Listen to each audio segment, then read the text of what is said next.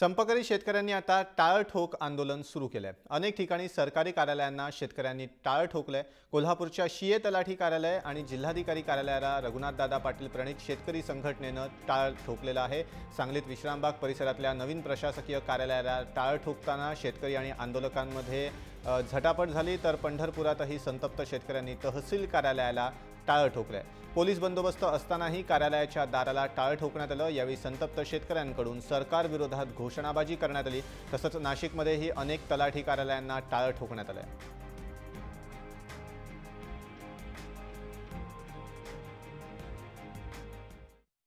आता हा फक्त टेलर होता, शेतकऱ्यांचा पिक्चर पूर्ण बाकी आहे। तो पिक्चर जर फडणवीस साहेबांना पाहायचा असेल, पिक्चर दाखवून देतील शेतकरी। पहिल्यासारखं अनपढ शेतकरी राहिलेले नाही। आम्ही सनदशीर मार्गाने आता आमचा हक्क मिळवल्याशिवाय राहणार नाही। आज तलाठी कार्यालयाला कुलूप लावतोय, उद्या तहसील कार्यालयाला सुद्धा लावू शकतो, जिल्हा अधिकारी कार्यालयात सुद्धा आम्ही एकत्र येऊन कुलूप लावू शकतो।